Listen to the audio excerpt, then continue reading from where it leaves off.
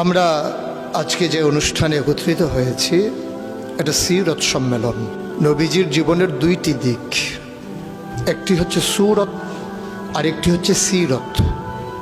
সিরত অনুকরণীয় আর সুরত প্রশংসনীয়। এই সুরত ধারণ করার ক্ষমতা কোনো মানুষের নেই। শামাইলে তিরমিজির হাদিসগুলো যখন পড়তাম, হৃদয়ের আয়নায় একটা মূর্তি দাঁড় করিয়ে নিতাম, একটা অবয়ব দাঁড় করিয়ে নিতাম, একটা আকৃতি মনে মনে কল্পনায় ভাসিয়ে নিতাম। চাইতাম আমিও যদি এমন হতে পারতাম, কিন্তু যা হবার নয়। তিনি ছিলেন মধ্যম আকৃতির সুঠাম দেহের অধিকারী একটি মানুষ। তার চুলগুলো ছিল ঘাড় পর্যন্ত প্রলম্বিত, হালকা হালকা কোঁকড়ানো। তিনি যখন চুলের ভিতরে তৈল দিয়ে আছড়াতেন, মনে হতো মৃদুমন্দ ঢেউ দেখা যায়। তার কপাল ছিল চওড়া, ভ্রুগুলো ছিল জোড়া ভ্রু, ধনুকের মতো বাঁকা।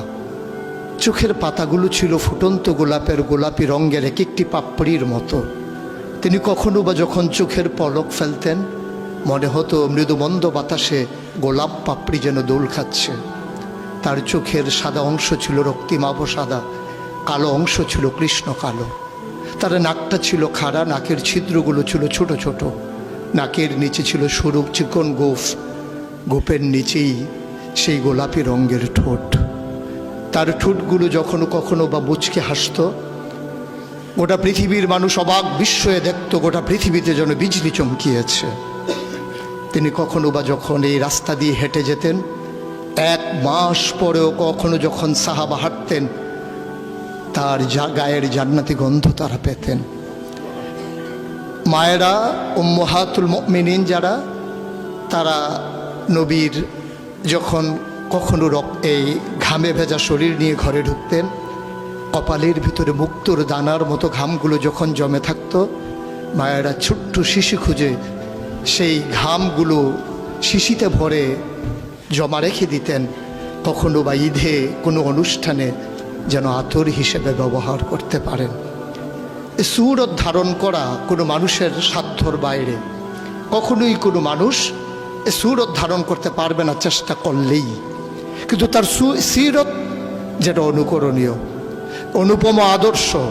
তিনি এসেছিলেন এই জন্যে, ওয়ামা আরসালনাকা ইল্লা রাহমাতাল লিল আলামিন। তিনি ছিলেন রহমত গোটা ধরনীর জন্যে। যেমন করে আল্লাহ বলেছেন, ফাবিমা রাহমাতিন মিনাল্লাহি লিনতা লাহুম ওয়ালাউ কুনতা ফাজ্জান গালিজাল কলব লানফাদ্দু মিন হাওলিক ফাআফু আনহুম ওয়াস্তাগফির লাহুম ওয়াশাওিরহুম ফিল আমর ফাইজা আযামতা ফাতাওয়াক্কাল আলাল্লাহ ইন্নাল্লাহা ইউহিব্বুল মুতাওয়াক্কিলিন। তিনি এসেছিলেন তেমন করে। কেন তাকে পাঠানো হয়েছিল? আল্লাহ নিজেই বলেছেন, লাকাদ কানা লাকুম ফি রাসূলিল্লাহি উসওয়াতুন হাসানা। তিনি ছিলেন মডেল, তিনি ছিলেন আইডল, তিনি ছিলেন আইকন, তিনি ছিলেন অনুপম আদর্শ, তিনি ছিলেন উসওয়াতুন হাসানা।